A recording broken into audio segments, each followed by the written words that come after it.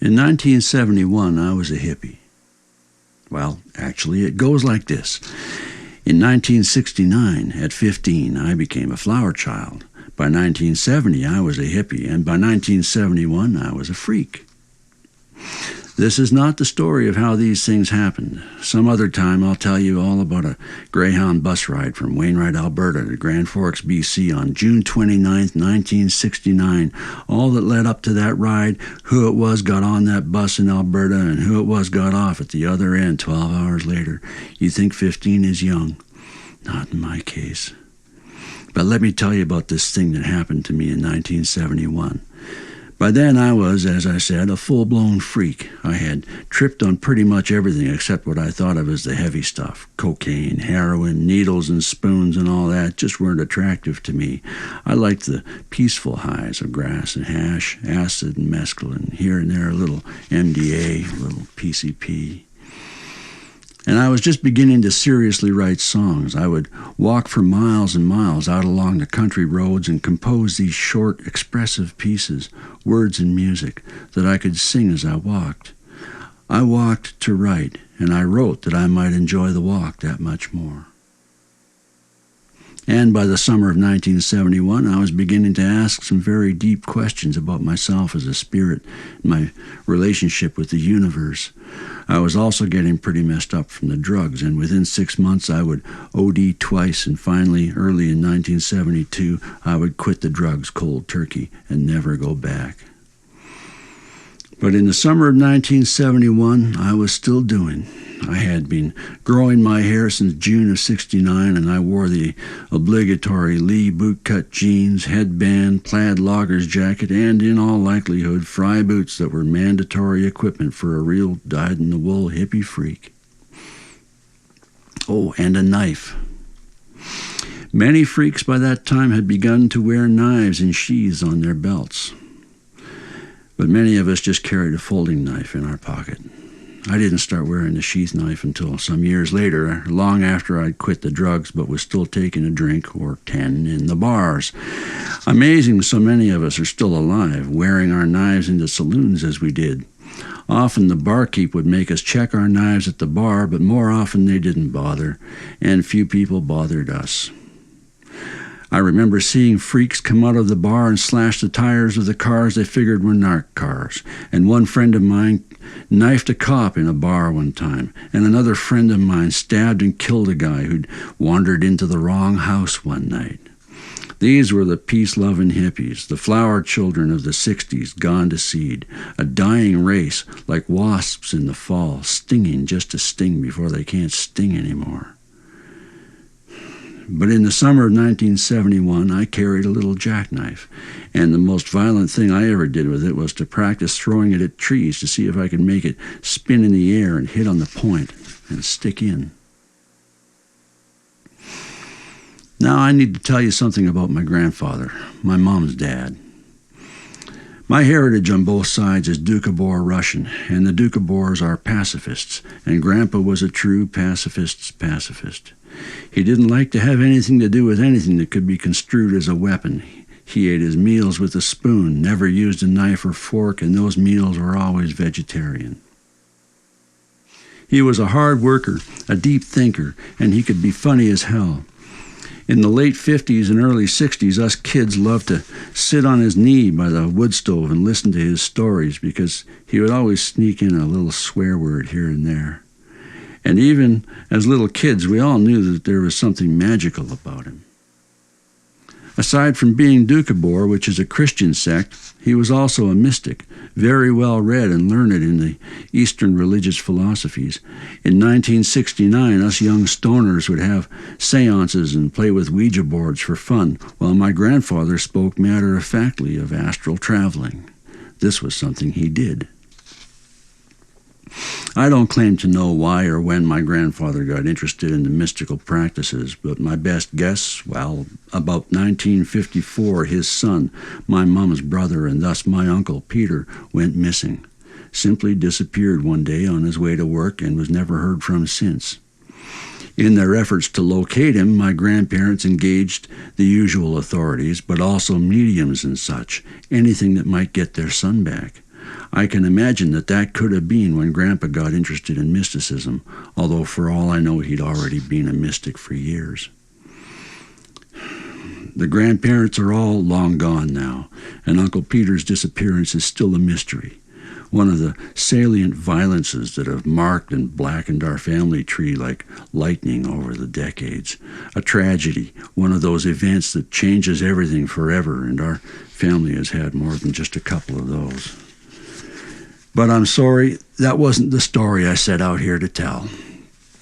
In 1971, my grandpa was still a working man in good health, and one day he saw me, the young hippie freak, outside in the yard throwing my jackknife at the apple tree. He came outside and told me not to do that. He didn't have to explain. I knew that it bothered him because the knife and the throwing of it represented violence, and he was a nonviolent soul. But when he went back in the house, I turned around and continued to throw my knife, telling myself that I too was nonviolent and that I was hurting no one, just playing an innocent game. In a few minutes, I became aware of Grandpa watching me, looking down through his closed second-story window, and still I continued to throw my knife, telling myself that at least I was being honest and not hiding what I was doing, maybe even thinking that Grandpa might learn something from me, that the appearance or suggestion of violence was not in itself violence. I threw my knife while Grandpa watched from behind a closed window 2 floors up, and I apologize if I'm being repetitious, but these things bear repeating. He was 2 floors up, and his window was closed. I would throw the knife, it would spin in the air and stick into the tree or not, and if it didn't, it would bounce off the tree and fall to the ground. I would take a few steps forward, retrieve the knife, step back, and throw it again.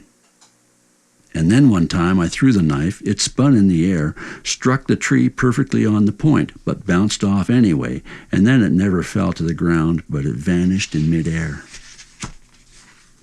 This is where you'll either read on or you'll close this book and find some other more believable form of entertainment. You'll say to me that you don't believe what I'm saying. You'll ask if there were any eyewitnesses. Me. I was the eyewitness. And Grandpa wasn't finished yet. I reacted probably the way you would have. I decided that I must have blinked or something, that the knife was somewhere in the grass between me and the tree, and I began to look for it.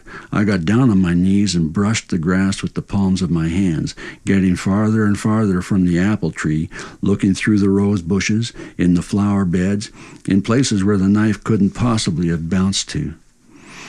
After about 5 minutes of this, I stood up, facing the house with my back to the tree.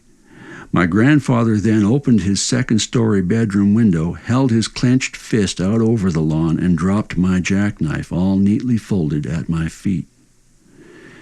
He closed his window and moved back out of my view. I picked up my knife and put it in my pocket. After that, while my grandfather and I would meet each other eye to eye, I don't recall that we ever again spoke another word between us. Without words, he'd said all there was to say, and for my part, what could I say? I didn't know how to bring it up, or even what it was I wanted to ask him, or even if I wanted to ask him anything at all. See, I was not courageous enough to hear his reply. And yet we must have spoken, I'm sure we did, but only of petty things and never of this. I don't think I ever did learn the lesson my grandfather wanted me to learn from what he did. True, I never again practiced throwing my knife at the apple tree. If I wanted to practice throwing my knife, I would go somewhere else and do it where Grandpa wouldn't be bothered by it. Even to this day, at 52 years of age, I like to throw my sheath knife at trees and see if I can make it spin in the air and stick in. My grandfather died suddenly one day in 1978 as he stepped off the porch onto the dirt driveway behind the house. My granny said that she heard him cry out as he fell, and she came to him, but even as she approached his body, she could see that he was not there. His passing was another blackening strike, tragic even though he was old and old men are supposed to die. I, and I'm sure the rest of the family too, felt that he'd left us too soon, and we all knew that things would never be the same. I drove out from the coast, and I surprised even myself with how hard I cried at the funeral. The reason I'm writing this story down now is that just the other day, as I was telling someone about Grandpa, I realized that I'd always told this story still blinking. I mean, I'd never actually looked back at the event directly and honestly, and thus I had always left room in my own mind for doubt, and I can't do that any longer, now that I have looked back directly and seen. I can see my jackknife making a neat double spin in the air. I can see it hit on the point. I can see it bounce off the tree, and I can watch it fall about 8 inches, and then, no blinking, I can see it vanish. It is, and then it is not. And I am once more, and every time I recall it anew, struck with wonder at the ultimate violence of which the true pacifist is capable. As an aside, let me say that my father, in his own rebellious way, turned his back on the pacifist Doukhobors, and as a young man joined the Canadian Army, and that I, having been raised therefore on army bases and having a sergeant major for a dad, and being also the rebellious type, didn't enlist but rather joined the revolution, the long hair, anti-war, guitar-strumming, peace-loving, grooving, token, capital R&R revolution. But that didn't make me a pacifist. I know what a pacifist is. I've seen what a pacifist can do. I wonder what a race of mystic pacifists would be capable of if faced with an army of violent men.